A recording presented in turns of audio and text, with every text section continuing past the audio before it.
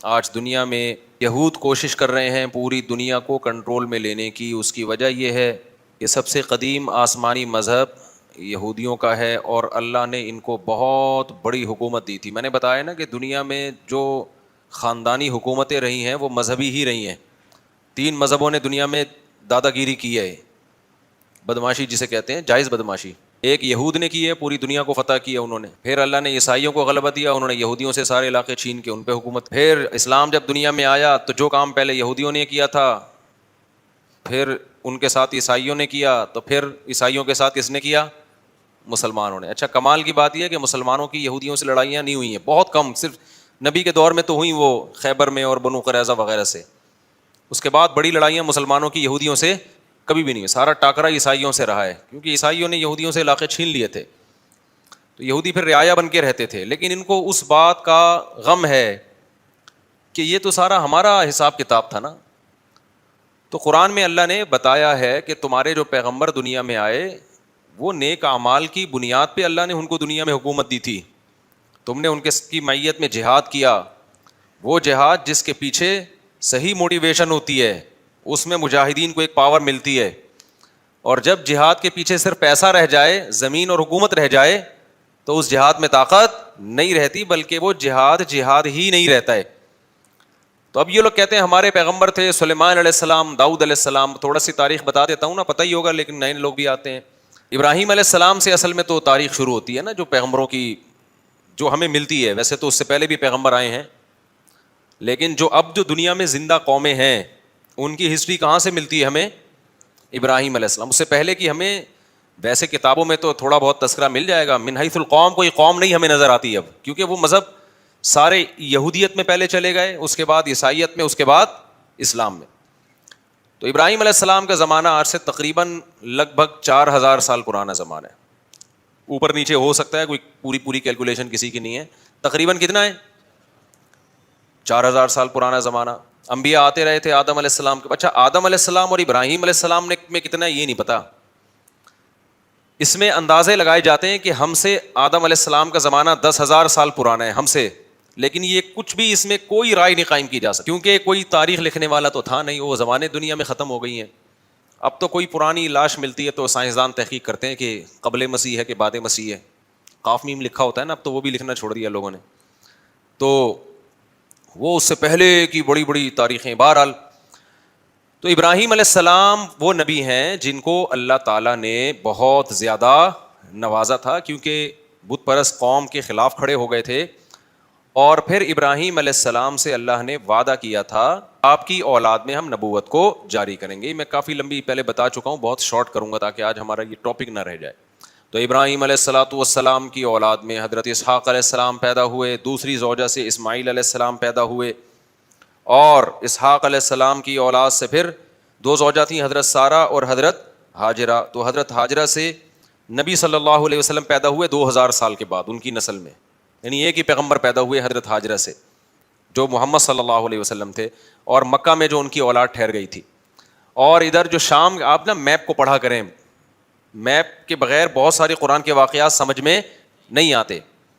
تو مجھے بھی میپ پڑھنے سے سمجھ میں نہیں آتے تھے, جب ٹریولنگ کی ہے تو ملک بیٹھنا دماغ میں شروع ہے, کون سا کنٹری کدھر کو ہے.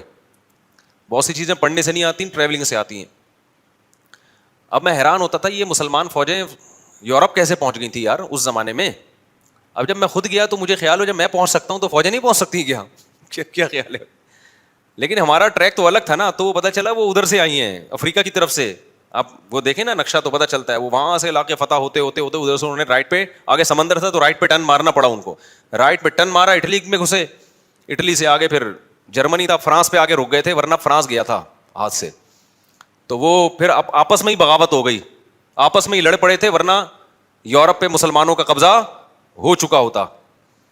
تو لندن گیا تھا, صحیح ہے نا, لندن بھی گیا تھا گوروں کے ہاتھ سے.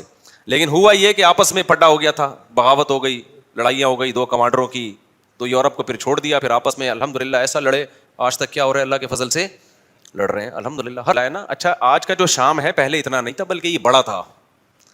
تو یہ اس میں فلسطین, اسرائیل, یہ سب علاقے آتے تھے. تو بیت المقدس تھا, وہاں پیغمبروں کا سلسلہ شروع ہوا. ہوتے ہوتے ہوتے آپ کو پتہ ہے کہ اسحاق علیہ السلام کی اولاد میں تھے یعقوب علیہ السلام ان کا لقب تھا اسرائیل. یعقوب علیہ السلام کا کیا لقب تھا؟ اسرائیل. حضرت اسرائیل جو تھے یعقوب علیہ السلام ان کے بیٹے تھے یوسف. اور یوسف علیہ السلام مصر چلے گئے, سورہ یوسف میں ہے نا واقعہ, وہ ایک بادشاہ بن گئے مصر کے. تو بنی مصر کا نقشہ دیکھیں آپ, سعودی عرب یعنی مغرب کی طرف, جہاں سورج یہاں ہے نا سعودی عرب, تو سعودی عرب آئے گا پہلے, اس کے بعد مصر آئے گا, اور رائٹ سائڈ پہ ٹرن ماریں گے تو کیا آئے گا؟ اسرائیل آئے گا, فلسطین آئے گا. تو ایسا نہ وہ نکل جائے یہاں پہ گدے پہ بیٹھ کے, ایسے نہیں, جہاز سے ٹرن مارنا پڑے گا آپ کو. تو مصر میں جو ہے نا یوسف علیہ السلام, وہاں کی حکومت ان کے ہاتھ میں آئی. مصر بڑا زبردست ملک تھا, ایک بڑی تہذیب, مصر کی تہذیب بہت پرانی ہے اور بڑے اسٹیبل لوگ تھے. تو وہاں پر یوسف علیہ السلام کی حکومت قائم ہو گئی. یوسف علیہ السلام بہت اقلیت میں تھے نا, وہ تھوڑے سے بنی اسرائیل آئے تھے, 90 کے قریب ان کا خاندان تھا. یعقوب علیہ السلام نے شادیاں بہت کی تھیں, اولاد ان کے بہت تھی. اب یہ انہوں نے کی تھی, اب آپ ان سے پوچھیں. تو یعقوب علیہ السلام کی اولاد میں برکت بہت ہوئی ہے. اس غم میں بھی انہوں نے شادی کی ہے جب یوسف علیہ السلام بچھڑ گئے تھے, اس دوران بھی انہوں نے نکاح کیا ہے. تو یہ ان لوگوں کے مسئلے نہیں تھے, یہ ہمارے مسئلے ہیں کہ ایکچولی کر کے نا, وہ کہتے بھائی غم بھی ساتھ ساتھ جھیلتے رہو اور شادیاں بھی ہوتی رہیں گی, بچے بھی ہوتے رہیں گے, قحط بھی پڑا, اولاد پھر بھی ہوتی رہی. سمجھتے ہو؟ تو یہاں تک کہ جب یعقوب علیہ السلام مصر گئے ہیں نا, جب پتہ چلا بیٹا بادشاہ بن گیا ہے, تو مولانا عبد الماجد دریا آبادی بڑے عالم گزرے ہندوستان میں, جو دنیاوی علوم کے بھی بڑے ماہر تھے. انہوں نے اپنی تفسیر میں لکھا ہے, وہ خود یعقوب علیہ السلام کی اولاد میں بھی انہوں نے اپنا پورا نسب بھی بیان کیا ہے کہ ہمارا نسب اتنی پشتوں میں جا کے یعقوب علیہ السلام سے ملتا ہے.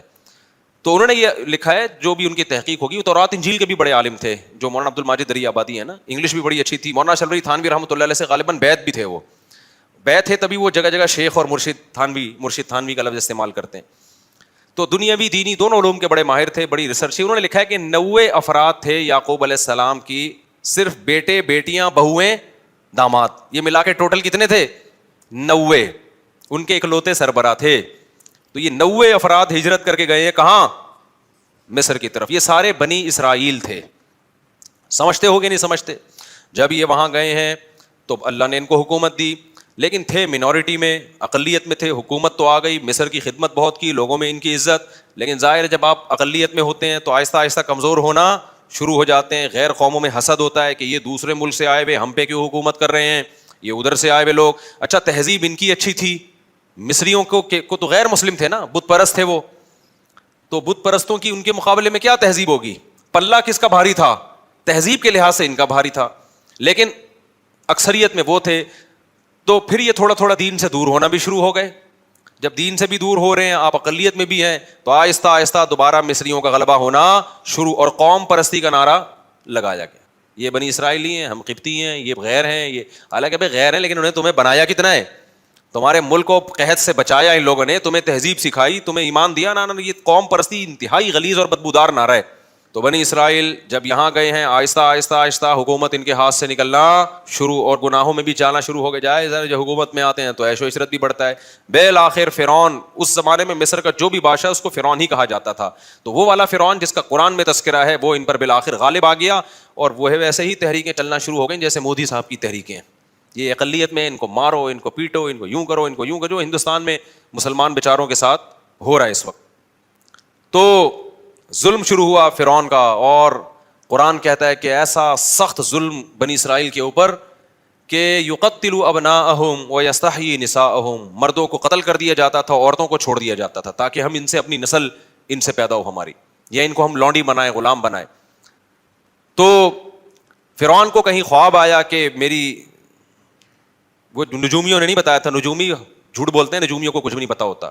تو زیادہ راجع بات اس میں یہی کہ خواب آیا تھا فرعون کو, اس کو خواب آیا, یا کسی نے ماہرین نے پیش گوئی کی ہوگی کہ لگتا ہے کہ یہ قوم میں لیڈر کی صلاحیت ہے, انہی کا کوئی شخص اٹھ کے تمہارا تختہ الٹے گا, تو تم اتنا ظلم کر رہے ہو نا. تو فرعون نے کیا کیا, ظلم کم کرنے کے بجائے بڑھا دیا. بالآخر موسیٰ کلیم اللہ پیدا ہوئے, اور اللہ نے موسیٰ علیہ السلام کو فرعون کے محل میں پلایا, اور پھر موسیٰ علیہ السلام کو نبوت ملی, اور پھر بالآخر فرعون کو اللہ تعالیٰ نے دریا میں غرق کر دیا. اور فرعونی کیا ہو گئے, ایک بھی بندہ نہیں بچا, سارے ہی مار دیے اللہ تعالیٰ نے, ٹھیک جتنے بھی تھے. بنی اسرائیل کو نجات ملی, اور قرآن ان کی تعریف کرتا ہے بما صبروا, اس لیے کہ بنی اسرائیل نے موسیٰ کا ساتھ دیا تھا اور صبر کیا تھا انہوں نے. لیکن تھے بہرحال نالائق, صبر بھی کرتے تھے, تکلیفیں بھی دیتے تھے. پھر بنی اسرائیل کو حکم ہوا کہ اب تو تمہارا اصل وطن ہے فلسطین, ارض شام, وہاں تم موسیٰ علیہ السلام کی قیادت میں اب جہاد کرو. یہ تو اللہ نے فرعون کو خود ہی ٹھکانے لگا دیا. اب ہر جگہ اللہ خود سے کام نہیں کرے گا, کچھ تم کو بھی تلوار اٹھا کے کرنا پڑے گا. یہاں تو ویسے بھی ان کے پاس طاقت ہی نہیں تھی, مینورٹی میں تھے نا, کیا لڑتے یہ. تو بنی اسرائیل نے کہہ دیا ہم نہیں جائیں گے, اذهب انت وربک فقاتلا, کیونکہ غلامی میں اتنا عرصہ گزار چکے تھے کہ ذہن کیا بن گیا تھا, غلاموں. آپ اگر غلام بنے رہو نا کچھ دن تک, تو آپ کا دماغ میں مینٹل لیول کیا ہو جاتا ہے. جو لوگ بچوں میں زیادہ رہتے ہیں نا, تھوڑے دنوں میں بچکانہ حرکتیں شروع کر دیتے ہیں. صحبت کا بہت گہرا اثر ہوتا ہے. خوب سمجھ لو, اگر آپ پڑھے لکھے لوگوں میں بیٹھو گے تو آپ کیا بن جاؤ گے, سنجیدہ, سیریس ہو جاؤ گے.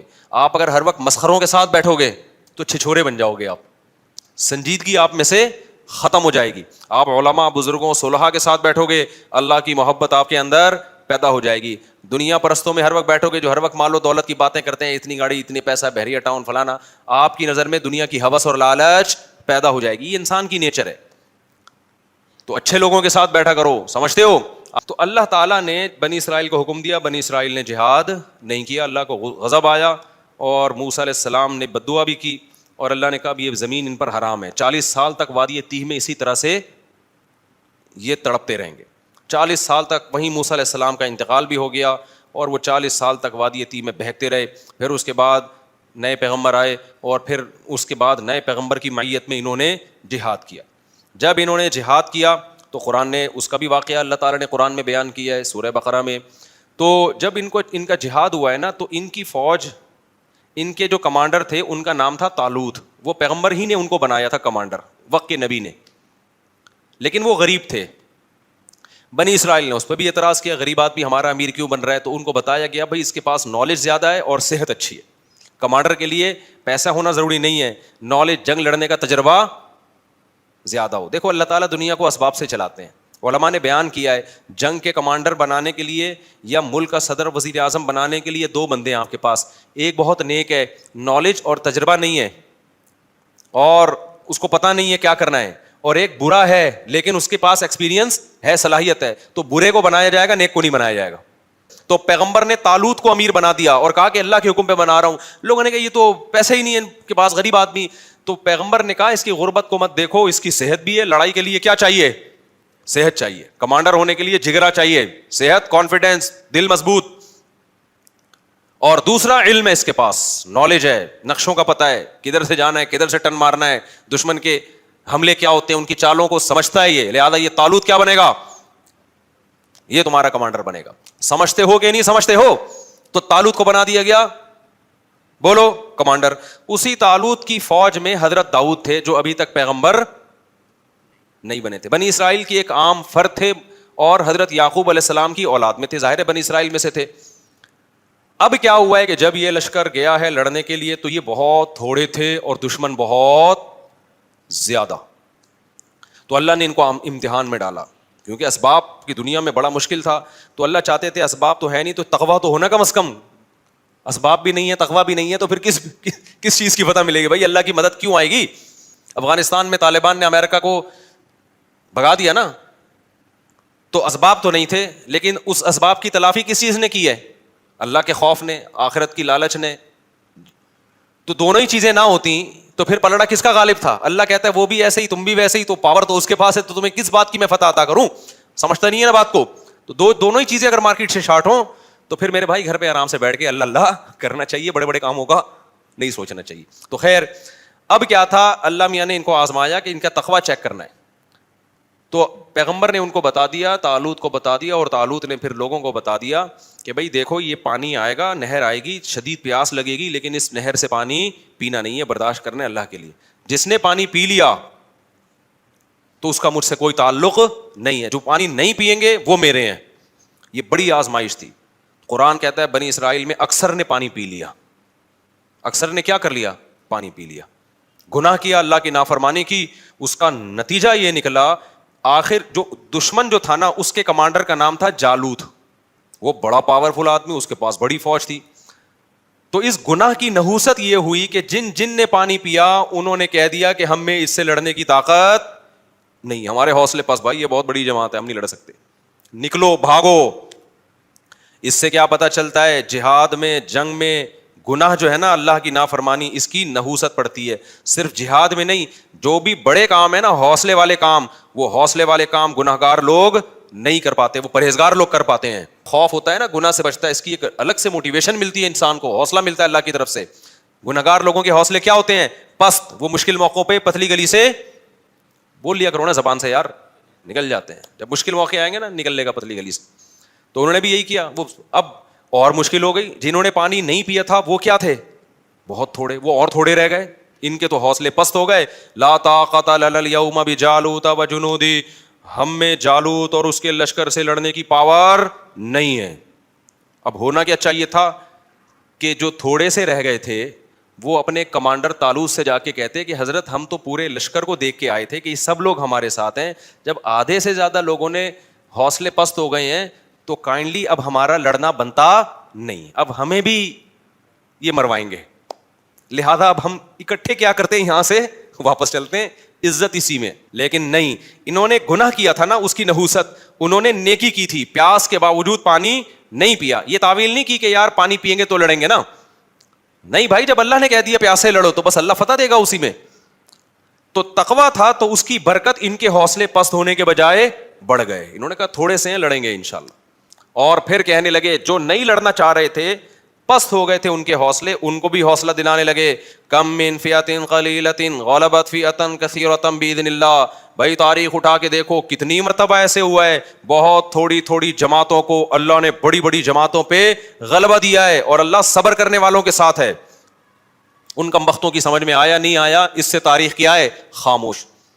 پھر قرآن کہتا ہے جب مقابلہ شروع ہوا ہے نا تو اتنا بڑا لشکر اور ادھر تھوڑے سے لوگ جو اور تھوڑے سے ہو گئے تھے, ان کو اندازہ ہو گیا کہ اسباب کی دنیا میں ہم میں اس لشکر سے لڑنے کی طاقت نہیں ہے, اب اللہ ہی مدد کرے گا. تو کیا دعا مانگ رہے ہیں؟ دعا بڑی خاندانی ہے, مجھے بڑا مزہ آتا ہے یہ دعا میں, بڑی خاندانی دعا. دیکھو وہ یہ دعا بھی مانگ سکتے تھے, ربنا اجعلنا صابرن, اے اللہ ہمیں صابرین, ہمیں کیا بنا دے, صابر بنا دے, ہمیں فتح دے دے. یہ بھی کہہ سکتے تھے نا, ہمیں اس لشکر پہ کیا دے دے, فتح دے دے, ہمیں صبر کرنے والا بنا, بھاگنے سے بچا. نا نا نا نا, ان کو پتا تھا صبر سے کام نہیں چلے گا. ربنا افرغ علینا صبرا, اے اللہ صبر کی بالٹیاں انڈیل دے ہمارے اوپر, تھوڑا صبر نہیں چاہیے ہمیں, بہت بڑا لشکر ہے, ہمارے قدم کیا ہوں گے, اکھڑیں گے. آسمان سے نا افراغ کہتے ہیں, جیسے بالٹی میں پانی ہو نا, وہ آپ نے خالی کر دی یوں کر کے انڈیل دیا, تو وہ کیا ہو گئی, خالی ہو گئی, پوری بالٹی آپ نے انڈیل دی. افرغ علینا صبرن, یہ بلاغت ہے, صبر کی کوئی بالٹیاں تھوڑی اوپر سے نازل ہوں گی, سمجھانے کے لیے کہ ایسے صبر دے جیسے صبر کی ہمارے اوپر بالٹیوں کی پورے نہا جائیں ہم صبر کے اندر. اتنا طاقتور صبر چاہیے اس لشکر سے لڑنے کے لیے ہمارے اندر. جب تک تو ایسا صبر نہیں دے گا ہم نہیں لڑ سکتے, ہمیں ایسا صبر چاہیے. تو نیت بھی کر رہے تھے نا لڑیں گے ہم. افرغ علینا صبرا وثبت اقدامنا, اور ہمارے قدموں کو جما دے, پیچھے نہ ہٹیں ہم. وانصرنا علی القوم الکافرین, اور ان کافروں پر ہماری مدد کر. پہلے صبر مانگا ہے, پھر کیا مانگی ہے, مدد. کی ہمارے جو کرنے کا کام ہے نا, اے اللہ پہلے وہ تو ہو جائے. ہم جو اللہ سے مدد مانگ رہے ہوتے ہیں کہ اے اللہ میں بھاگ جاؤں, پھر بھی کیا ہو, ہماری مدد.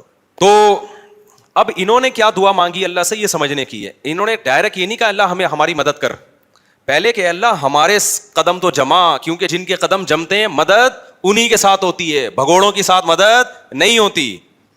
تو پہلے اللہ جو ہماری ذمہ داری ہے نا وہ ہم سے پوری ہو جائے. ہم بھی نیت کر رہے ہیں, تو بھی توفیق دے. اور قدم جمنے سے پہلے کیا ہے, جن کو صبر کی توفیق نہیں ملتی ان کے قدم نہیں جمتے, تو ہمیں صبر کی توفیق بھی چاہیے. اور نمبر 2, صبر بھی معمولی نہیں, صبر کی بالٹیاں ہمارے اوپر انڈیل دے. پھر آخر میں کہہ رہے ہیں کہ وانصرنا علی القوم الکافرین, ان کافروں پر ہماری مدد کر. تو بڑے جگر سے لڑے نا وہ لوگ, اور لڑنے کے بعد قرآن کے الفاظ ہیں, اسی لشکر میں ایک داؤد بھی تھے. ایک تو ان تھوڑے سے لوگوں کا اتنے بڑے لشکر سے لڑنا, یہ اللہ کی رضا کے لیے. پھر ایسے موقع پہ ہر آدمی کی کوشش ہوتی ہے میرا ٹاکرا کمزور کے ساتھ ہو, کیا خیال ہے, تاکہ میں کم از کم سیو سائڈ پہ رہوں. 2-4 پتلے پتلے لوگوں کو میں ڈیلیٹ کر کے آ کے طالوت کو بتاؤں گا کہ میں نے 6 بندے مارے, میں نے اس لڑائی میں نے 8 بندے مارے. ایسے باریک باریک میں لوگوں کو کیا کروں گا, تلاش. لیکن جو حضرت داؤد تھے انہوں نے کس کو ہدف بنایا, کمانڈر جالوت کو. ظاہر ہے وہ سب سے زیادہ پاورفل تھا, تو ہدف کس کو بنا رہے ہیں کہ میرا ٹاکرا کس سے ہوگا, جالوت سے ہوگا. تو اللہ کو یہ ادا بڑی پسند آئی. قرآن کہتا ہے وَقَتَلَ دَاوُودُ جَالُوتَ, داؤد نے کس کو قتل کیا؟ ڈائریکٹ جالوت کو جا کے قتل کیا. کہ چھوٹے موٹے کام کرنے کا نہیں ہے, جب بڑی جنگ ہے تو پھر کارنامے بھی بڑے ہوں گے. تو جا کے کیا, اس لیے میں کہتا ہوں ایک نہیں کرو, کرو تو 4 کرو ورنہ کمارے رہو. استغفر اللہ, پھر موضوع ادھر کو کہاں گیا. اچھا خیر, تو کچھ کر کے جاؤ نا دنیا میں, پتا تو چلے کچھ الٹا کر کے گیا ہے, سیدھا کر کے گیا ہے, کیا کر کے گیا ہے. لوگ باتیں, غیبت بھی ہوگی, برائیاں بھی ہوں گی, پٹو گے بھی, لیکن بدنام جو ہوں گے تو کیا نام نہ ہوگا؟ کیا خیال ہے بھائی؟ ایسا ہی تو یہ تو سب ایک ایک کر کے جا رہے ہیں دنیا سے. اچھا استغفر اللہ, حقوق بھی ہے اس پہ, پھر میں کبھی اس وقت بیان کروں گا انشاءاللہ. تو قتل داؤد جالوتا, قرآن کیا کہتا ہے؟ داؤد علیہ السلام نے کیا کیا؟ ڈائریکٹ ہدف کس کو بنایا ہے؟ جالوت کو مار دیا اس کو. اللہ کو یہ ادا پسند آئی. فآتاہ اللہ الحکمہ, اللہ نے آپ کو حکمت بھی دی, نبوت بھی عطا کر دی. وعلمہ مما یشاء, اور جو کچھ اللہ نے چاہا آپ کو سکھایا.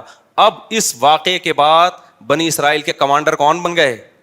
ظاہر ہے پیغمبر نے بھی دیکھا نا بھائی یہ ہیں اصل کم. پہلے یہ میرٹ کی بیس پہ سلیکشن ہو رہی ہے. کس کی بیس پہ ہو رہی ہے؟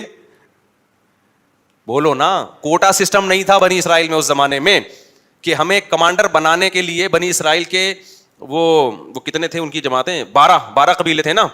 تو 12 قبیلوں میں ہر قبیلے کے اتنے کوٹے ہیں, اتنے لوگ ہوں گے. اب چونکہ اس قبیلے کا بن چکا ہے تو اگلا اس قبیلے کا. یہ کوٹا سسٹم بنی اسرائیل میں نہیں تھا. ان میں کیا تھا؟ میرٹ کی بیس پہ, صلاحیت کی بیس پہ. دیکھا بھائی جالوت میں داؤد میں سب سے بہتر صلاحیت ہے, تو اب بنی اسرائیل کے چیف آف آرمی اسٹاف کون ہوگا؟ آرمی چیف کون ہوگا؟ داؤد ہوں گے. اب داؤد علیہ السلام نے جو پہلی دفعہ اتنی قربانی دی تھی تو اللہ کے خوف سے دی تھی نا, تو ان میں اللہ کا خوف بھی تھا, تقویٰ پہلے سے موجود تھا. تو بالآخر بنی اسرائیل کے بادشاہ کون بن گئے؟ بولو نا, تمہارے چپ کیوں بیٹھے ہوئے ہو؟ داؤد علیہ السلام بن گئے. داؤد علیہ السلام نے خلافت سنبھالتے ہی کام کیا شروع کیا؟ اقدامی جہاد, جس پہ آج یہودی اور عیسائی مسلمانوں پہ اعتراض کرتے ہیں کہ تم لوگوں نے تو علاقے کے علاقے فتح کیے. اللہ نے داؤد علیہ السلام کو حکم دیا کہ آپ نے اب علاقوں کے علاقے کیا کرنے ہیں؟ تلوار کی زور سے فتح کرنے ہیں. وہاں پر اللہ کا حکم نافذ کرنا ہے. کسی کو تلوار کی طاقت سے یہودی یا مسلمان نہیں بنانا آپ نے. ہاں, حکم کس کا نافذ کرنا ہے؟ اللہ کا. داؤد علیہ السلام نے جہاد شروع کیا. بڑی ٹینشن یہ تھی کہ بڑی بڑی جماعتوں سے, بڑے بڑے قبیلوں سے مقابلہ ہوتا تھا, تیر بھی لگتے تھے, تلواریں بھی چلتی تھیں, زخمی بہت ہوتے تھے. اللہ نے داؤد علیہ السلام کے ذریعے بنی اسرائیل کی حکومت قائم کرنی تھی دنیا میں. اللہ نے داؤد علیہ السلام کو معجزے دینا شروع کر دیے. سب سے پہلا معجزہ, آپ کے ہاتھ میں لوہا پگھلا دیا اللہ تعالیٰ نے. جس طرح سے چاہیں لوہے کو کیا کر لیں, موڑ لیں. بڑی بڑی زرہیں بنانا شروع کی داؤد علیہ السلام نے, ڈھالیں بنانا شروع کی تاکہ جنگوں میں دفاع ہو. لِتُحْصِنَكُم مِّن بَأْسِكُم, قرآن کہتا ہے داؤد کے ہاتھ میں ہم نے لوہے کو پگھلا دیا تاکہ وہ تمہیں جنگوں میں حفاظت کرے. تو پھر داؤد علیہ السلام کو اللہ نے دولت بھی بہت دی. جب دولت بہت دی تو پھر شادیاں بھی انہوں نے بہت کی. وہ ہماری طرح نہیں تھے کہ ایک بیوی ایک بچے. جب وسائل ہے تو بھائی حلال کیا ہے, تو بہت ساری شادیاں کی. تورات اور انجیل میں ہمیں ملتا ہے کہ بہت ساری بیویاں تھیں داؤد علیہ السلام کی, معذرت کے ساتھ.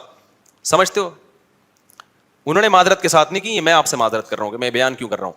تو داؤد علیہ الصلوۃ والسلام کو اللہ نے پرندوں کی بولیاں بھی سکھائیں. داؤد علیہ السلام کے معجزوں میں جیسے یوسف علیہ السلام کا معجزہ تھا خوبصورت چہرہ, حسن اللہ نے دیا, تو داؤد علیہ السلام کا معجزہ کیا تھا؟ بولو نا, خوبصورت آواز. بہت خوبصورت آواز میں وہ زبور کی تلاوت کیا کرتے تھے. اللہ نے ایک مستقل کتاب بھی دی داؤد علیہ السلام. ایسی زبردست تلاوت ہوتی تھی, اور جب اللہ کا ذکر کرتے لا الہ الا اللہ کا, تو پہاڑوں سے بھی لا الہ الا اللہ کی آوازیں آنا شروع ہو جاتی. یا جبال اوبی معہ والطیر, پرندے آپ کے سر پہ جمع ہو جایا کرتے تھے. وہ زبور کی تلاوت بھی سنا کرتے تھے اور آپ کی آواز سے بھی محظوظ ہوا کرتے تھے. پھر داؤد علیہ السلام عبادت گزار, ایک طرف دن میں کمانڈر ہیں اور رات میں کیا ہیں, پوری رات عبادت کرتے تھے. ایک دن روزہ, پوری زندگی داؤد علیہ السلام کی ایسے گزری ہے, ایک دن روزہ ایک دن ناغا, ایک دن روزہ ایک دن ناغا. حدیث میں آتا ہے سب سے بہترین روزہ داؤد کا روزہ تھا. پوری زندگی ایسے کیا, ایک دن روزہ ایک دن ناغا. آگے اللہ تعالیٰ فرماتے ہیں کہ داؤد علیہ السلام کی جب حکومت قائم ہوئی ہے تو ان کے بڑے معجزے اللہ نے ذکر کیے. تو داؤد علیہ السلام کو اللہ نے بیٹے دیے سلیمان. تو یہاں پر وہ سلیمان علیہ السلام کا واقعہ ہے. اب میں وہ واقعہ جلدی سے سنا دیتا ہوں یہ تمہیز ضروری تھی, ورنہ سلیمان علیہ السلام نئے لوگوں کی سمجھ میں نہیں آتے. تو اللہ تعالیٰ فرماتے ہیں ہم نے داؤد اور سلیمان کو علم دیا. وَوَرِثَ سُلَيْمَانُ داؤد, سلیمان وارث بنے داؤد کے. قَالَ يَا أَيُّهَا النَّاسُ, اور لوگوں سے کہنے لگے اے لوگو, عُلِّمْنَا مَنطِقَ الطَّيْرِ, اللہ نے ہمیں پرندوں کی بولیاں سکھا دی ہیں. وَأُوتِينَا مِن كُلِّ شَيْءٍ, اور حکومت چلانے کے لیے جتنی ضروری چیزیں ہیں ساری کے ساری اللہ نے ہمیں دے دی ہیں. إِنَّ هَذَا لَهُوَ الْفَضْلُ الْمُبِينُ, یہ اللہ کا بہت بڑا فضل ہے. اب سلیمان علیہ السلام کا دربار لگا ہوا ہے, بڑا عالی شان تخت. تو سلیمان علیہ السلام جو ہے نا مختلف ملکوں پہ لڑائیاں کرتے تھے. ان کا خیال یہ تھا کہ میں پوری مہذب دنیا میں اللہ کے دین کو نافذ کر چکا ہوں, کوئی بچہ ہی نہیں ہے. ہر جگہ کس کی حکومت ہے؟ ہاں چھوٹے موٹے گاؤں دیہات ہوں گے کہیں, بڑی کوئی اسٹیبل گورنمنٹ اب دنیا میں باقی نہیں ہے, کوئی پاورفل حکومت ہو. تو وہ آرام سے بیٹھ گئے. وہ ایک دن سلیمان علیہ السلام نا حاضری لے رہے تھے سب, تو ایک پرندہ مارکیٹ سے کیا تھا, شارٹ تھا. ہدہد, یہ وہ والا ہدہد نہیں ہے جو آج ہدہد ہے, یہ پتہ نہیں کیا ہے, اس کا نام ہدہد رکھ دیا ہے, وہ ایک پرندہ تھا بہرحال. تو فقال ما لی لا اری الہدہد, سلیمان علیہ السلام نے کہا مجھے کیا ہو گیا کہ مجھے ہدہد نظر نہیں آ رہا ہے. ام کان من الغائبین, ایسا تو نہیں کہ مجھے نظر نہ آ رہا ہو, یا دوسرا آپشن یہ کہ وہ مارکیٹ سے کیا ہو, شارٹ ہو. میں اس کو سخت ترین عذاب دوں گا کہ وداؤٹ پرمیشن وہ مارکیٹ سے شارٹ, جب تک اپنی غیر حاضری کی واضح دلیل لے کر نہیں آتا اس وقت تک معافی کا آپشن نہیں. فمکث غیر بعید, قرآن کہتا ہے تھوڑا ہی ٹائم گزرا تھا, اچانک ہدہد حاضر ہوا اور کہنے لگا احط بما لم تحط به, اے سلیمان میں ایک ایسی خبر لے کر آ رہا ہوں جس کا آپ کے پاس علم نہیں ہے, اس لیے مجھے دیر ہو گئی تھی. ایک بہت امپورٹنٹ خبر لے کر آ جاؤں آپ کے پاس. وجئتک من سبأ بنبأ یقین, ملکہ سبا ہے, ایک پوری ریاست ہے, ایک پوری حکومت ہے, اور اس کی ایک ملکہ ہے, اس کا نام سبا ہے. اس کی میں انکوائری کرنے گیا ہوا تھا, اس لیے میں مارکیٹ سے کیا ہو گیا, شارٹ ہو گیا. اور یقینی خبر ہے, اس میں جھوٹ. یہ اس لیے یقینی کہہ رہے ہیں کہ ماننے والی بات نہیں ہے کہ سلیمان علیہ السلام جن کی ہواؤں پہ حکومت, جنات ان کے تابع, دنیا انہوں نے سیر کی ہوئی ہے, دیکھی ہوئی ہے, اور ایک پوری پراپر پاورفل ریاست کا ان کو پتہ ہی نہ ہو, تو اس لیے اس کا امکان تھا سب کہیں گے بھائی یہ مذاق کر رہا ہے, یہ جھوٹ بول رہا ہے, یہ غیر حاضری کی ایک جھوٹی وجہ پیش کر رہا ہے. ایسا ہو نہیں سکتا کہ سلیمان علیہ السلام کو بتانا ہو, جنات بھی آ کے نہ بتا سکے ہوں, اور یہ ہدہد خبر لے کر آ گیا. تو اس لیے ہدہد نے کہا انی وجدت امرأۃ, میں نے ایک لیڈیز کو دیکھا ہے, ایک لیڈی دیکھی ہے, ٹھیک ہے نا, تملکہم, جو ان کی مالک ہے, وأوتیت من کل شیء, جیسے اللہ نے آپ کو تمام اسباب و وسائل دیے ہیں نا, اس کو بھی تمام اسباب اور پاورفل ریاست ہے, چھوٹی موٹی ریاست نہیں ہے. چھوٹا موٹا ہوتا کہیں کوئی سردار جی حکومت کر رہے ہوتے, ہم کہتے چلو یار بڑی بڑی ریاستوں سے چھوٹے موٹے گاؤں اوجھل ہو جاتے ہیں نظروں سے, پوری اتنی بڑی ریاست ہے. وَلَهَا عَرْشٌ عَظِيمٌ, بہت بڑا عالی شان تخت ہے اس کا. تخت سے بھی پہلے زمانے میں اندازہ لگایا جاتا تھا کہ یہ کتنا, کیونکہ بڑے ہیرے جواہرات جڑے ہوئے ہوتے تو اس میں. وَجَدتُّهَا وَقَوْمَهَا يَسْجُدُونَ لِلشَّمْسِ, میں نے اس کو اور قوم کو دیکھا وہ سب سورج کو سجدہ کرتے ہیں. یعنی ہدہد کو بڑا غصہ آ رہا ہے کہ یہ مارکیٹ میں ہو کیا, کیونکہ وہ حضرت سلیمان علیہ السلام کی صحبت میں بیٹھ بیٹھ کے اتنا بڑا توحید پرست کہ اللہ سے سب کچھ ہوتا ہے, اللہ کے غیر سے کچھ بھی نہیں ہوتا. اس کے تو 4 مہینے وہیں لگ رہے تھے نا, اس کے دماغ میں تو یہ بات اچھی طرح سے بیٹھ گئی تھی, بھائی کرنے والا کون ہے, اللہ. اور سلیمان علیہ السلام, اللہ نے آپ کی ذمہ داری لگائی ہے کہ پوری دنیا پہ توحید کو قائم کرنا ہے, اور آپ کی موجودگی میں ہو کیا رہا ہے, اتنی بڑی پاورفل ریاست, اور کر کیا رہی ہے, وہ اللہ کو چھوڑ کے سورج کو سجدہ کر رہی ہے. وَزَيَّنَ لَهُمُ الشَّيْطَانُ أَعْمَالَهُمْ, اور ہدہد کہہ رہا ہے کہ شیطان نے ان کے لیے ان کے عمل کو مزین کر دیا ہے. یعنی یہ کام عقل کا نہیں ہو سکتا ہے, شیطان ہی کرا سکتا ہے ایسے کام. اللہ يسجدوا للہ الذی یخرج الخبأ فی السماوات والارض. پھر ہدہد کو اشکال ہو رہا ہے کہ اس خدا کو سجدہ کیوں نہیں کر رہے بھائی. دیکھو ہدہد میں بھی یہ مزار پرستوں سے زیادہ اللہ نے عقل رکھی ہے. خیر, سلیمان علیہ السلام نے کہا سننظر, ہم دیکھیں گے بھائی. تو سننظروا, سلیمان علیہ السلام نے کہا میں دیکھوں گا, اصدقت ام کنت من الکاذبین, تو سچ کہہ رہا ہے یا جھوٹ کہہ رہا ہے. اذهب بکتابی ھذا, یہ میں خط لکھ رہا ہوں, یہ تو ملکہ سبا کے پاس لے جا. سلیمان علیہ السلام کو پتا تھا اس کو لکھنا پڑھنا نہیں آتا ہے, اگر وہاں سے کوئی جواب آیا تو اس کا مطلب واقعی ملکہ سبا ہے, جواب ہی نہیں آیا اس کا مطلب کیا کر رہا ہے, ایسی ہی باتیں کر رہا ہے بیٹھ کے. تو اذهب بکتابی ھذا, یہ میرا خط لے کے جا ملکہ کے پاس, اور پھر فانظر ماذا یرجعون, دیکھ وہ جواب کیا دیتے ہیں. وہ گیا ہدہد, ملکہ سبا کی جھولی میں خط ڈال دیا اس نے. پہلے ملکہ سبا نے کہا یا ایھا الملأ انی القی الی کتاب کریم, اے میرے درباریوں, اس نے پورا اجلاس بلایا, مجھے ایک معزز خط وصول ہوا ہے. کتنی ذہین عورت تھی, خط کے مضمون سے اندازہ ہو گیا کہ یہ کسی چھوٹے آدمی کا خط, یہ فیک بھی نہیں ہے. خط کے انداز بھی ہوتا ہے نا, اسٹائل, اس کا مضمون, اس کے پاس ہو سکتا ہے وہ زبان جانتی ہو, یہ بھی ممکن ہے ترجمان بیٹھے ہوئے ہوں. تو قرآن تو واقعے کے بہت سارے پہلوؤں کو حذف کر دیتا ہے نا, کوئی ٹرانسلیٹر بیٹھے ہوئے انہوں نے ترجمہ کر کے بتایا ہو. بار اس نے اجلاس بلایا اور اس نے کہا کہ یہ معمولی خط نہیں ہے, بہت ہی معزز خط ہے, کسی بڑے آدمی کا لگ رہا ہے. انہ من سلیمان, اور اس کا مضمون یہ ہے کہ یہ سلیمان کی طرف سے ہے. وَإِنَّهُ بسم اللہ الرحمن الرحیم. مجھے بڑا مزہ آتا ہے یہ آیت پڑھنے میں. اور اس خط کا مضمون یہ ہے, شروع اللہ کے نام سے جو بڑا مہربان اور نہایت. خدا کی قسم یہ سینٹینس گورے اور ہندو کے پاس نہیں ہے. آدھی ٹینشن اسی جملے سے مسلمان کی دور ہو جاتی ہے. یہ والا جملہ جو ہے نا, اللہ نے نہ انگریزوں کو دیا, نہ ہندوؤں کو دیا, نہ سکھوں کو دیا. جب ہم کسی کام کا آغاز کرتے ہیں, گورا کیسے اسٹارٹ کرتا ہے؟ لیٹس موو, چلو چلتے ہیں, ٹھیک ہے نا, آؤ یہ کام ہم اسٹارٹ کرتے ہیں. بس ہم کیا کرتے ہیں؟ بسم اللہ, اللہ کے نام سے, یعنی میں اللہ سے مدد چاہتا ہوں, اللہ کے نام سے شروع کرتا ہوں. الرحمن جو بڑا مہربان, الرحیم نہایت رحم کرنے والا. کیا خوبصورت کلام ہے. اب جب ملکہ سبا نے دیکھا نا, پہلی مرتبہ اس نے بھی اللہ کا نام سنا, انہ من سلیمان, یہ کس کی طرف سے ہے؟ سلیمان کی طرف سے. وانہ, اس کا مضمون کیا ہے؟ بسم اللہ الرحمن الرحیم, شروع کرتا ہوں اللہ کے نام سے جو بڑا مہربان اور نہایت رحم. اللہ کو اپنی یہ صفات پسند ہیں, اور نہایت رحم کرنے والا ہے. آگے مضمون کیا ہے؟ مضمون بڑا خاندانی ہے. آگے ہونا یہ چاہیے تھا, بڑی لمبی چوڑی باتیں ہوتی. ملکہ سبا, میں نے سنا ہے تم جو ہے تم پہ کوئی قرضے ورضے چڑھے ہوئے ہیں, تو میں ایکچولی تمہاری مدد کرنا چاہتا ہوں. یا ایسا ہے کہ تم سورج کی عبادت کرتی ہو, تو ایکچولی دیکھو سورج جو ہے نا اس قابل نہیں ہے کہ اس کی عبادت کی جائے. کیا خیال ہے؟ یہ تمہیں چاہیے کہ ریونڈ میں اجتماع ہونے والا ہے, ایک چکر وہاں لگا لو. یہ خواتین کی ایک جماعت نکل رہی ہے, کائنڈلی آپ تھوڑا سا وہاں ٹائم لگا لیں. سب کچھ ٹھیک تھا نا, لیکن بادشاہ ہے نا, ٹو دا پوائنٹ بات, مختصر اور بولو پر اثر. زیادہ لمبی ہم تو کریں گے لمبی بات, بادشاہ لوگ تھوڑی کرتے ہیں. کتاب کریم ہے نا, معزز خط ہے, انتہائی مختصر ٹو دا پوائنٹ بات. وہ کیا بات ہے؟ اللہ تعالی علیہ, سرکشی مت کرو, واتونی مسلمین, بندی بن کے چلی آؤ. آئی بات سمجھ میں؟ فرما بردار یعنی اپنی حکومت چھوڑ دو. نہیں یہ بات سمجھ میں؟ حکومت کی چابیاں کس کے حوالے کر دو؟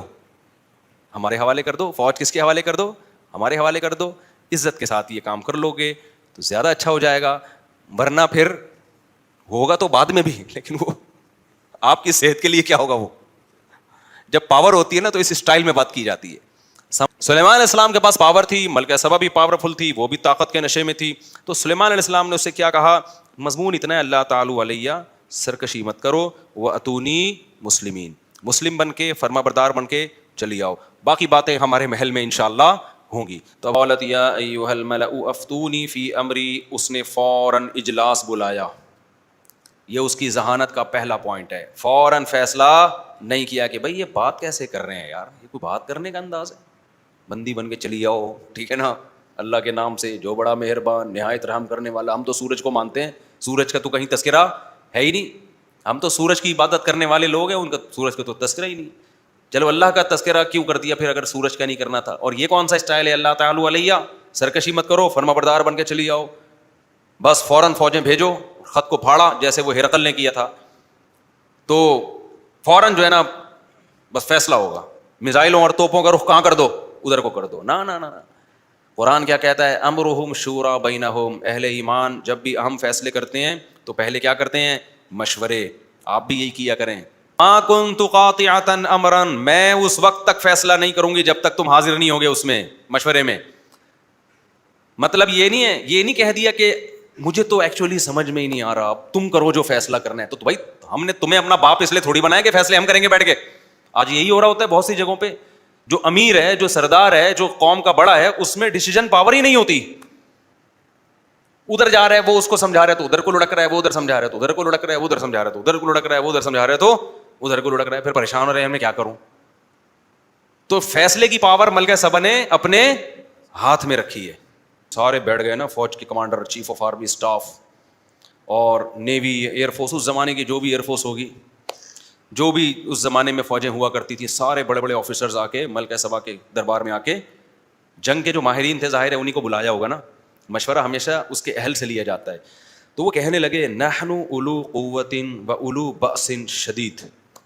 دیکھ ملکہ, جنگ لڑنے کے لیے 2 چیزوں کا ہونا ضروری ہے. ایک ایکسپیرینس ہو جنگوں کا, نمبر 2 صرف تجربہ نہ ہو بلکہ پاور بھی ہو. 2 چیزوں سے جنگ ہوتا ہے نا. ایک آدمی کے پاس طاقت تو ہے, بہت زبردست پاورفل ہے, تجربہ نہیں ہے جنگ لڑنے کا, پٹے گا وہ بھی برے طریقے سے. ایک تجربے کار قوم تو ہے, بہت جنگیں لڑی ہیں, ہٹلر نے بہت جنگیں لڑی تھی نا, لیکن پٹ پٹا کے بیٹھ گیا تھا. دوبارہ جنگ لڑی اس نے, پاور ختم ہو گئی تھی نا اس کے پاس.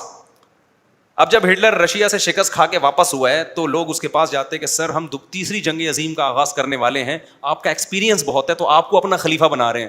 کہے گا ایکسپیرینس جب نہیں تھا تو پاور بہت تھی, جب ایکسپیرینس نہیں تھا تو پاور بہت تھی, جب ایکسپیرینس آیا تو پاور ختم ہو گئی. تو انہوں نے کہا دیکھ ملکہ سبا 2 چیزیں چاہیے لڑنے کے لیے, ایک پاور اور ایک ایکسپیرینس. تو تجربہ بھی ہمارے پاس ہے, اولو بأس شدید, سخت جنگوں والے لوگ ہیں ہم. یہ جو اتنی بڑی ریاست بنی ہے ایسے ہی تھوڑی بن گئی, ہم لوگ سخت جنگوں والے کا کیا مطلب, یہ تو جنگیں تو ہم لڑتے رہتے ہیں, کوئی اتنا بڑا مسئلہ نہیں ہے. اولو قوتن, اور پاورفل بھی لوگ ہیں, شکست خوردہ لوگ نہیں ہیں. اس میں انہوں نے اشارہ کر دیا کہ اگر تو حملہ کرنا چاہے گی, آرڈر دے گی, تو یہ نہ ذہن میں رکھنا کہ ہمیں شکست ہو جائے گی. ہمیں شکست انشاءاللہ, ان کا انشاءاللہ ان کے حساب سے, وہ تو غیر مسلم تھے, شکست نہیں ہوگی. والامر الیک, لیکن معاملہ تیرے حوالے ہے. فانظری ماذا تأمرین, جو حکم تو دے گی اس کے بارے میں تو غور کر لے, ہم اس حکم کو فالو کریں گے. جذباتی بھی نہیں ہے کہ ملکہ سبا نے کہہ دیا جنگ نہیں کرنی تو ہم بغیرت لوگ ہیں کیا, ایسا ہوتا ہے نا. ابے ہماری تو ملکہ صحابہ نے ہماری تو پوری دنیا میں مٹی پلید کر دی, ہمارا تو امیج ہی دنیا میں کیا کر دیا, ایک خط پہ ڈر گئی, ایک خط پہ کیا ہے, ڈر گئی. اس طرح کی باتیں اگر ریاست میں شروع ہو جائیں, ایک شخص کی رائے نہ ہو تو پھر ملک 2 حصوں میں بڑھ جاتا. اب ملکہ سبا نے کیا کہا, ان الملوک اذا دخلوا قریۃ, کیا زبردست ذہانت ہے یار اس کی. یہ نہیں کہہ رہی کہ ہم نے ہر قیمت پہ لڑنا ہے, نہ, یہ بھی نہیں کہہ رہی کہ ہم نے نہیں لڑنا ہے, یہ جلد بازی کا فیصلہ ہوگا. بھائی سلیمان نے جو اپنا کام کرنا تھا وہ کر دیا, اب ہم نے دیکھنا ہے جاسوس بھیج کے اور کچھ آزما کے کہ یہ قوم اس قابل ہے کہ ان سے لڑا جائے یا ان سے نہ لڑا جائے. اور اس کے لیے میرے پاس ایک طریقہ ہے کہ یہ جو ہے سلیمان, انہوں نے اللہ کا نام استعمال کیا ہے, بسم اللہ الرحمن الرحیم, شروع اللہ کے نام سے جو بڑا مہربان اور نہایت رحم کرنے والا ہے. آپ کو پتہ ہے اس زمانے میں جس کا کسی بھی طرح سے منجن نہ بکھرا ہو تو پھر وہ اللہ رسول کا نام استعمال کرنا شروع کر دیتا ہے. ملکہ سبا نے کہا یہ ایک مذہب کا لیبل لگا رہے ہیں سلیمان علیہ السلام, یعنی ان کی دعوت میں کیا ہے, اللہ, توحید. تو اگر یہ واقعی نیک آدمی ہے نا, واقعی نیک ہے, ہم اس سے نہیں لڑ سکتے, پھر ہم اس سے نہیں لڑ سکتے. واقعی یہ, یعنی اسے جو ہماری حکومت گرانی ہے اور اپنی حکومت قائم کرنی ہے, اگر یہ اللہ کا نظام نافذ کرنا چاہتے ہیں تو پھر ہم اس سے نہیں لڑ سکتے. اور اگر یہ زمین کے لیے جنگ ہے, جیسے کہ اس زمانے میں اب بھی ہوتی ہیں, اس زمانے میں کیا زمینوں کے لیے جنگ ہوتی ہے نا, بھائی وہ اس علاقے پہ بھی قبضہ ہو جائے, اس علاقے پہ بھی قبضہ ہو جائے, اس کے پیٹرول کے کنویں میرے پاس آ جائیں, ادھر گیس کے کنویں میرے پاس آ جائیں, کوئلے کی کانیں ہمارے. اب تو یہی جنگیں ہو رہی ہیں دنیا میں, لیبل اس میں کچھ اور لگایا جاتا ہے, پیچھے یہی ہوتا ہے, نظریاتی جنگ نہیں ہوتی اب. تو اگر یہ مادہ پرستی کی جنگ ہے تو بھائی اس کو اتنے ہدیے دو, اتنا پیسہ دو کہ یہ پیسہ دیکھ کے اپنی دعوت اور تحریک سے پیچھے ہٹ جائیں. کیا بہترین ذہانت ہے یا نہیں ہے؟ لہذا کہنے لگی جنگ میں جلدی نہیں کرنی کیونکہ ہمیں فتح کے بجائے شکست بھی ہو سکتی ہے. ان الملوک اذا دخلوا قریۃ, یاد رکھو جب شکست ہوتی ہے نا تو بادشاہ لوگ جب کسی بستی میں داخل ہوتے ہیں, افسدوها, اس بستی کا بیڑا غرق کر دیتے ہیں, وجعلوا اعزۃ اہلها اذلۃ, قوم کے معزز لوگوں کو ذلیل کر دیتے ہیں. وکذالک یفعلون, اگر یہ حق پر نہیں ہوئے اور ہماری ان سے جنگ ہوئی اور بالفرض ان کو فتح ہو گئی تو ہمارا بھی انجام یہی ہوگا. اس کے یہ بھی تو دیکھو نا, یہ بھی ہو سکتا ہے. لہذا جلد بازی نہ کرو. اس کو ہم آزماتے ہیں کہ یہ واقعی اللہ کا نیک بندہ ہے, نظریے کی بیس پہ جنگ کرنا چاہ رہے ہیں, یا صرف زمینی جنگ ہے, مادہ کی جنگ ہے, ان کو حکومت کا نشہ ہے. تو انی مرسلۃ الیہم بہدیۃ, بہت مہنگے مہنگے ہدیے گفٹ ان کے پاس بھیجتی ہوں میں, بہت مہنگے مہنگے تحفے بھیجتی ہوں ان کے پاس. ہیرے جو ظاہر ہے ان کے پاس تو بہت کچھ تھا. فناظرۃ, پھر میں دیکھتی ہوں بما یرجع المرسلون, کہ جو میں قاصد بھیجوں وہ کیا واپس پیغام لے کر آتے ہیں. اگر ان کی دعوت میں تھوڑی لچک ہو گئی نا, تھوڑی سی بھی لچک ہو گئی, اس کا مطلب ان کو اپنی تحریک پر خود ہی اعتماد نہیں. اس نے کیا کیا, انی مرسلۃ الیہم بہدیۃ, بہت سارے ہدایا بھیجے. تو کیا ہوا, سلیمان علیہ السلام کے پاس جب آئے تو سلیمان علیہ السلام کی دعوت میں بجائے لچک پیدا ہونے کے اور سختی پیدا ہو گئی. اور کیا ہو گئی, سختی. قال اتمدوننی بمال, تم مجھے پیسوں کے ذریعے میری ہیلپ کر رہے ہو. یہ کیا کر رہے ہو بھائی, میں بات تم سے کیا کر رہا ہوں, اللہ کی بات کر رہا ہوں, توحید کی بات کر رہا ہوں. شرک چھوڑ دو, انسان کا بچہ بن کے کیا ہو, چلی آؤ, اور تم مجھے پیسے دے رہی ہو. فما آتانی اللہ خیر مما آتاکم, قاصدین سے کہا اس کو بتا دینا کہ جو کچھ اللہ نے مجھے دیا ہے نا وہ تم سے بہت زیادہ ہے. یعنی ویسے بھی میں اس دعوت سے پیچھے نہیں ہٹوں گا, اور پیسے ویسوں کی تو میرے سے بات ہی نہیں کرو, پیسوں کی تو مجھ سے بات ہی نہیں کرو. ارجع الیہم, اور پھر اس کو بولا کہ اب تو واپس چلا جا, اب خط نہیں آئے گا. ہدہد کے پاس اتنا ٹائم نہیں ہے کہ وہ خطوں کی دعوت کرتا رہے گا. ہدہد کے اور بھی بہت سارے کام, اس کی تو غیر حاضری ہو جاتی ہے, بہت سارے کام نمٹ جاتے ہیں, رہ جاتے ہیں ہمارے. ارجع الیہم, قاصد سے کہا واپس. فلناتینہم بجنود لا قبل لہم بہا, اب خط نہیں آئے گا, قاصد نہیں آئے گا, اب فوج لڑائی کی تیاری شروع کر رہی ہے. ہم ایسا لشکر لے کے حملہ کرنے آ رہے ہیں, لا قبل لہم بہا, یہ لوگ اس کا مقابلہ کرنے کا تصور ہی نہیں کر سکتے. اتنی بڑی فوج ہوگی, اتنے گھوڑے, اتنی تلواریں, جو بھی, پھر زرہیں اور لوہے کے جنگی ٹوپیاں, پورے جاہو جلال کے ساتھ ہم اس سمت میں جا رہے ہیں جہاں گوگل نے ہمیں, وہ ہدہد نے ہمیں بتائی ہے. اس زمانے کا گوگل ہدہد ہی تھا. لا قبل لہم بہا ولنخرجنہم منہا اذلۃ, اور جب ہم لڑیں گے نا تو انہیں اس علاقے سے عزت کے ساتھ رخصت نہیں کریں گے کہ سب کو گرفتار کر کے صوفے پہ بٹھایا ہم نے کہ جی ایکچولی آپ چونکہ ہم سے لڑ کے تھک گئے ہوں گے تو آپ لوگ چائے وائے پئیں اور جہاں جہاں اپنے اپنے گاؤں دیہاتوں میں جانے وہاں تشریف لے جائیں. نہ نہ نہ, ہم ان کو رسوا کر کے نکالیں گے. وہم صاغرون, اور یہ عزتدار لوگ ذلیل ہو چکے ہوں گے, کیونکہ جنگ میں تو پھر جنگ ہوتی ہے. ملکہ سبا کو اندازہ ہو گیا بھائی یہ پیسوں کی لالچ ان میں نہیں ہے. فوراً کیا کہنے لگی, تو ہدہد یہ سے ہے نا, یہ مخابرے کا کام کر رہا تھا, جا کے جو بھی ہے نا پرچیاں لا رہا تھا وہاں سے. تو حضرت سلیمان علیہ السلام کو پتہ چل گیا کہ جی ملکہ سبا نے پورا جو قافلہ اپنا, جو بھی اس کے آرمی کا چیف ہوگا یا جتنے بھی لوگ تھے ان کے ساتھ پلان کیا, جا کے تفتیش احوال کے لیے ہم وہاں چلتے ہیں. جنگ بندی کا فیصلہ نہیں کیا, لیکن اب اس دعوت کو اس نے ویلیو دینا شروع کر دی کہ بھائی یہ ایسی بات نہیں ہے, جا کے ہمیں ملنا پڑے گا. تو ملکہ سبا اپنے قافلے کے ساتھ پورے جاہو جلال کے ساتھ نکل گئی سفر پہ. لمبے لمبے سفر ہوتے تھے اونٹوں پہ, گھوڑوں پہ. تو وہ نکلی ہے تو ادھر سلیمان علیہ السلام کو خبر ہو گئی کہ بھائی وہ آ رہی ہے.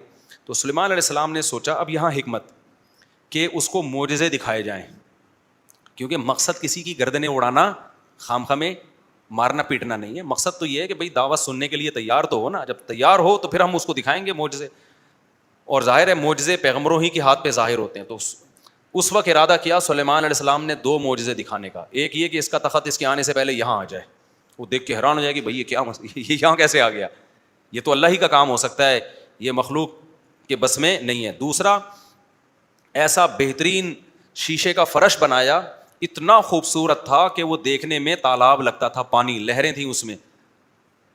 تو وہ جب یہ دیکھے گی تو وہ یقین آ جائے گا کہ بھائی یہ کس کا کام ہے, یہ اللہ کا کام ہو سکتا ہے, یہ معجزہ ہو سکتا ہے. تو سلیمان علیہ السلام نے کہا ایا ایھا الملأ ایکم یاتینی بعرشھا قبل ان یاتونی مسلمین, کون ہے جو اس کا تخت یہاں آنے سے پہلے پہلے اٹھا کے لے آئے. وہ تو چل پڑی ہے, اس کے یہاں پہنچنے سے پہلے تخت آ جائے. قال عفریت من الجن, ایک بڑا جن کھڑا ہوا اور کہنے لگا انا آتیک بہ, میں لے کر آؤں گا, قبل ان تقوم من مقامک, آپ کی مجلس برخاست ہونے سے پہلے یہ تخت یہاں پر رکھا ہوا ہوگا. جن تھا یار, اللہ اس جن سے سب کو بچا کے رکھے. آئی بات سمجھ میں. قال الذی عندہ علم من الکتاب, ایک بزرگ تھے جن کے پاس زبور کا علم تھا, اللہ والے بزرگ تھے. انہوں نے کہا, انسان تھے وہ, انہوں نے کہا انا آتیک بہ قبل ان یرتد الیک طرفک.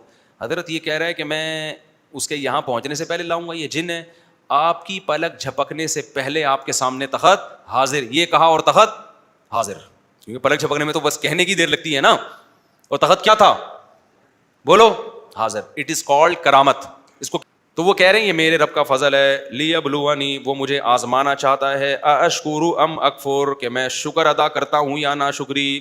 اس سے پتہ چلتا ہے بھائی جب بھی کوئی بڑی نعمت آپ کو ملے تو دو طرح کے لوگ ہیں. کچھ اللہ کو بھول جاتے ہیں، انجوائے کرنے لگتے ہیں لائف کو، اور کچھ کہتے ہیں یہ اللہ نے مجھے نعمت دی اس لیے ہے، مجھے دیکھ رہا ہے کہ میں اللہ کو بھولتا تو نہیں ہوں، لہذا وہ اللہ کو اور زیادہ یاد کرنا شروع کر دیتے. تو کہنے لگے قال نکروا لها عرشها، سلیمان علیہ السلام نے کہا کہ اس کا جو تخت آیا ہے نا تھوڑا سا چینج کر دو، تھوڑا سا ہم اس کو ایک سرپرائز دینا چاہتے ہیں، ورنہ آتے ہی پہچان جائے گی میرا تخت یہاں کہاں سے آ گیا بھائی. تو بعض دفعہ یہ ہوتا ہے نا تھوڑا سرپرائز دے کے جب بتائیں گے تو پھر وہ زیادہ یقین کرے گی کہ یہ کس کا معجزہ ہے، یہ پیغمبر کا معجزہ اور یہ واقعی اللہ کے پیغمبر ہیں. تھوڑا سرپرائز دو اس کو. نکروا لها عرشها، تھوڑا سا اس میں چینجنگ کر دو، یہ والے ہیرے جواہرات ادھر کو تھوڑے سے ادھر کو ایک پایا، یہ والا ادھر کر دو، تھوڑی سی چینجنگ کر دو. قال نکروا لها عرشها ننظر اتهتدي ام تكون من الذين لا يهتدون، ہم دیکھنا چاہتے ہیں اس کے سیٹنگ تھوڑی چینج کر دو تخت کی، ہم دیکھنا چاہتے ہیں کہ ملکہ سبا آتے ہی یہ تخت پہچان جاتی ہے یا نہیں پہچانتی. ان کے مینٹل لیول اور آئی کیو لیول کو ہم جانچنا چاہتے ہیں. سلیمان السلام بھی دیکھو پورا دیکھ رہے ہیں کہ بھائی اس کا لیول کتنا ہے کسی چیز کو سمجھنے کا. فلما جاءت، جب وہ قافلہ آیا، قیل اہکذا عرشک، ہمارا کوئی صوفی ہوتا، جیسے آج کل صوفی ٹائپ کے لوگ ہوتے ہیں، لیڈیز دیکھ کے بھاگ جاتے پورے محل سے کہ عورت سے پردہ کیا ہے اسلام میں. تو فلما جاءت، جب وہ آئی تو قیل، اس سے کہا گیا اہکذا عرشک، ذرا آپ بتائیے کہ آپ کا تخت بھی اسی طرح کا ہے.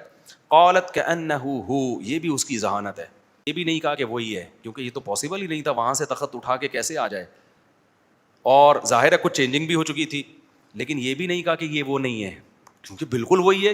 ایک دم چینجنگ کر کے، تھوڑی سی چینجنگ کر کے بالکل ویسی کیسے بنایا جا سکتا ہے. انتہائی اعتدال والی بات کی ہے، کأنہ ہو، گویا کہ یہ ویسا وہی ہے. یہ بھی نہیں کہ ویسا ہے تو ویسے میں پتہ ہے کیا ہوتا ہے، ویسے کا مطلب وہ نہیں ہے لیکن اس جیسا ہے، یہ بھی غلط ہو جاتا نا. ابے اسٹیٹمنٹ دیکھو کیسی نپی تلی کہ اس سے بہتر اسٹیٹمنٹ اس موقع پہ ہو سکتی نہیں. اگر یہ کہتی بالکل ویسا ہے، اس کا مطلب یہ وہ نہیں ہے لیکن بالکل ویسا ہے. اگر یہ کہتی یہ وہی ہے، سوال پیدا ہوتا ہے اتنی دیر میں تخت اٹھا کے کہاں سے گیا، وہ کیسے ہے. تو اس کے لیے بہترین جو بیلنس ورڈنگ تھی وہ یہ تھی کہ انہ ہو، گویا کہ یہ وہی چیز ہے. یہ نہیں کہا انہ ہو، یقیناً یہ وہی ہے، یقیناً پہ بھی اعتراض ہوگا، اور اگر کہے کہ وہ نہیں ہے تو بھی اعتراض ہوگا. تو کأنہ ہو، گویا کہ کیا ہے، شاید یہ وہی ہے، شاید یہ کیا ہے، یہ وہی ہے. اس سے اس کے اعتدال کا اندازہ لگائیں. تو وَأُوتِينَا الْعِلْمَ مِنْ قَبْلِهَا وَكُنَّا مُسْلِمِينَ، اور کہتی ہے ہم نے بھی آپ کے بارے میں کافی معلومات لے رکھی ہیں، ہمیں بھی پتہ چلا تھا کہ آپ بھی بہت صاحب کمال ہیں، آپ کی ریاست بھی بڑی مضبوط ہے، بڑی بڑی چیزیں بنا سکتے ہیں. تو شاید بالکل ویسے ہی آپ نے انکوائری کر کے بنا لیا ہو، پاسبل ہے یہ، لیکن کھوپڑی میں آنے والی بات نہیں ہے. تو بڑے نبۃ اللہ کرام کہہ رہی ہے، قرآن کہہ رہا ہے اتنی ذہین تھی. اب قرآن ایک اشکال، قرآن کی عادت ہے واقعات کے بیچ میں اللہ اپنا کلام لے کر آتے ہیں. جب بھی کوئی قرآن کی تلاوت کرے گا نا تو کہے گا اللہ اتنے ذہین لوگ بھی سورج کی عبادت کرتے ہیں، اتنی ذہین کہ پہلے مشورہ ہو رہا ہے، مشورے میں بیلنس بات کر رہی ہے، پھر سلیمان علیہ السلام کو آزمانے کے لیے ہدیے بھیج رہی ہے. جب ہدیے واپس کر دی تو سمجھ گئی کہ یہ برے نہیں ہیں، جا کے ہم نے تفتیش کرنی ہے. تفتیش کرنے کے لیے گئی تو عرش کے بارے میں نپی تلی اسٹیٹمنٹ، تو بڑی ذہین ہے. اتنے ذہین لوگ سورج کی عبادت کیسے کرتے ہیں؟ اللہ تو کہتا ہے بے وقوف لوگ ہوتے ہیں جو شرک کرتے ہیں. تو اتنی بے وقوف کیسے؟ اللہ نے اس کا جواب دے دیا کہ تم ابھی اس کی ذہانت پہ حیران ہو رہے ہو، تو آؤ ہم بتاتے ہیں یہ سورج کی عبادت کیوں کرتی تھی. اس لیے وَصَدَّهَا مَا كَانَتْ تَعْبُدُ مِن دُونِ اللَّهِ إِنَّهَا كَانَتْ مِن قَوْمٍ كَافِرِينَ. جس قوم میں پیدا ہوئی وہ کیا تھی؟ وہ کافر تھے، ماحول نے خراب کر دیا. اس سے پتہ چلتا ہے اچھے بھلے لوگوں کی کھوپڑی، ماحول اینڈ انوائرمنٹ کیا کر دیتا ہے؟ خراب. پھر اس اب اچھا ملکہ سبا ابھی تک جو ہے نا سلیمان علیہ السلام پر ایمان نہیں لے کے آئی ہے، ابھی بھی تحقیق چل رہی ہے. اور سلیمان علیہ السلام ایک سے بڑھ کر ایک، وہ سمجھ گئے کہ یہ ملکہ ہے، یہ جو ہے نا جب تک اس پہ پوری طرح ریاست کے بھرم نہیں ہوں گے نا، یہ نہیں، ہر ایک کے سمجھانے کا طریقہ دوسرے سے مختلف. اس کو کیونکہ وہ پاورفل ریاست ہے نا، تو اس سے زیادہ جب تک نہیں دکھائیں گے ریاست ہم اس کو اور اپنے موجے نہیں دکھائیں گے، یہ نہیں مان لے کر آئے گی. تو ایک چیز تو دیکھ چکی تھی کہ تخت وہاں سے اٹھ کے کیسے آ گیا اور بالکل ویسے ہی کیسے بنا لیا. سلیمان علیہ السلام نے کہ اس سے بھی بڑا معجزہ اس کو دکھاؤ. تو قیل لها ادخل الصرح، اسے کہا گیا کہ یہ جو شیشہ ہے نا، شیشے کا فرش تھا جو محل تھا سلیمان علیہ السلام کا، اس میں آ جاؤ. فلما رأته، اس نے جب وہ محل دیکھا اور وہ شیشے کا فرش دیکھا، تو حسبتہ لجۃ، اسے لگا کہ پانی کی موجیں ہیں. ایسے اس میں کوئی لائٹنگ تھی یا کیا تھا کہ وہ کیا لگا اس کو بہت خوبصورت بنایا تھا نا. اس سے یہ بھی پتہ چلتا ہے کہ بھائی اگر آپ کے پاس وسائل ہیں تو پرتعیش زندگی اسلام میں حرام بولو نا. دیکھا بھائی یہ تو لہریں ہیں. وکشفت عن ساقیہ، وہ جانے سے پہلے اس نے اپنے پائنچے اوپر کر لیے کہ پانی سے گیلے نہ ہو جائیں. وہاں پہ میرے بھائی اگر کوئی ہم جیسا صوفی ہوتا فوراً فتویٰ لگاتا دائرہ اسلام سے تو پہلے بھی خارج تھی، اب کفر کے اور قریب ہو گئی ہے. تو نے اپنی پنڈلی کو کیا کیا ہے؟ حالانکہ وہ ضرورت کے لیے کھول رہی ہے نا کہ پائنچے خراب ہو جائیں گے، گیلے ہو جائیں گے. تو وکشفت عن ساقیہ، اپنے پائنچے اس نے کیا کر لیے؟ اوپر کر لیے کہ پانی ہے. اسے کہا انہ صرح ممرد من قواریر، بھائی یہ پانی نہیں ہے، یہ فرش شیشوں سے جڑا ہوا فرش ہے. اس کی ڈیزائننگ انجینئروں نے اسی اسٹائل کی بنائی ہے. ایک دم اس نے کہا بھائی بس بہت ہو گیا. ایسے معجزے. قالت ربی انی ظلمت نفسی، کہنے لگی اے میرے رب میں نے اب تک سورج کی عبادت کر کے اپنی جان پہ ظلم کیا. واسلمت مع سلیمان للہ رب العالمین، میں بھی سلیمان کے ساتھ اس اللہ پہ ایمان لے کر آئی جو تمام جہانوں کا پالنے والا. وہ یہ نہیں کہہ رہی میں سلیمان پر ایمان لے آئی یا سلیمان علیہ السلام سے کہی میں آپ کے ہاتھ پہ توبہ کرتی ہوں میں چھوڑتی ہوں. نہ اللہ سے توبہ استغفار. کیوں؟ اس کو پتا تھا سلیمان اپنی طرف دعوت نہیں دے رہے. کس کی طرف دعوت دے رہے ہیں؟ اللہ کی طرف. تو ایمان کس پہ لانا ہے؟ اللہ پہ. تو جیسے یہ لائے ہیں اے اللہ ان کے ساتھ میں بھی تیرے ہاتھ پہ ایمان لے آئی. تو قرآن میں جتنے غیر مسلم بادشاہوں کا تذکرہ ملتا ہے نا، ایک ملکہ سبا کا. تو اس کے میں جلدی پوائنٹ بیان کر دیتا ہوں اس کی ذہانت کے. پہلا پوائنٹ کہ اس نے کہا یہ کتاب کریم ہے، معزز خط ہے، معزز خط. وہ اندازہ خط سے لگا لیا کہ یہ کسی چھوٹے آدمی کا خط نہیں ہے، یہ اس کی ذہانت. دوسرا اس نے مشورے کے لیے بلایا. تیسرا اس نے کہا کہ جب تک تمہارا مشورہ نہیں آئے گا یقینی فیصلہ نہیں ہوگا. چوتھی بات اس نے یہ کہا کہ بادشاہوں سے جلد بازی لڑائی میں جلدی نہیں کرنا چاہیے، شکست بھی ہو سکتی ہے، اگر شکست ہو گئی تو اس کے یہ سائڈ افیکٹ ہیں. پانچویں بات کہ سلیمان کو آزمانا چاہیے، یہ بھی ہے. چھٹی بات آزمانا کس طریقے سے چاہیے؟ پیسوں کے ذریعے آزمانا چاہیے. ساتویں بات جب آزما لیا آزمائش میں پورے اترے تو جنگ کے بجائے مذاکرات کرنے چاہیے. آٹھویں بات عرش کے بارے میں، تخت کے بارے میں اسٹیٹمنٹ جو اس نے دی بالکل بیلنس اسٹیٹمنٹ تھی. نویں بات کہ جب اس کو مزید ایک اس نے معجزہ دیکھا تو اس کو یقین ہو گیا کہ یہ کیا ہے؟ یہ اللہ کے پیغمبر. اور 10ویں بات یہ کہ یہ نہیں کہہ رہی میں آپ پر ایمان لے آئی، بلکہ کیا کہہ رہی ہے؟ اس کو اندازہ ہو گیا سارے کام تو اللہ کر رہے ہیں، سلیمان تھوڑی کر رہے ہیں. آج کے مشرک کو یہ اندازے نہیں ہوتے، وہ نبیوں کے اس میں ڈال دیتا ہے کہ یہ نبی کر رہے ہیں. یہ تو یہ 10 پوائنٹ ہے جس سے پتہ چلتا ہے کہ وہ بہت ذہین تھی. آگے یہ واقعہ مکمل ہو گیا. آگے دوسرا واقعہ ہے. اب اس میں لوگ اکثر ایک سوال پوچھتے ہیں کہ سلیمان علیہ السلام کی ملکہ سبا سے شادی ہوئی تھی کہ نہیں ہوئی تھی. تو اس بارے میں تاریخ خاموش ہے، لیکن بخاری میں پتہ چلتا ہے کہ سلیمان علیہ السلام کی 100 بیویاں تھیں. تو جس کی 100 بیویاں ہوں 101 ہونے میں میرا خیال ہے کوئی ایشو. ویسے بھی جو ملکہ ہوتی ہے نا اس کا کفو بادشاہ ہی ہوتا ہے، اور اسلام میں عورت کی شادی غیر کفو میں شرعاً پسندیدہ نہیں ہے. غیر کفو کا مطلب ہوتا ہے اس کے پیرالل. اس پر چاروں ائمہ کا اجماع ہے کہ عورت کا نکاح اس سے کمتر میں نہیں ہوگا، اس کے برابر یا اس سے اوپر میں ہوگا. مرد اپنے سے کمتر میں کر سکتا ہے.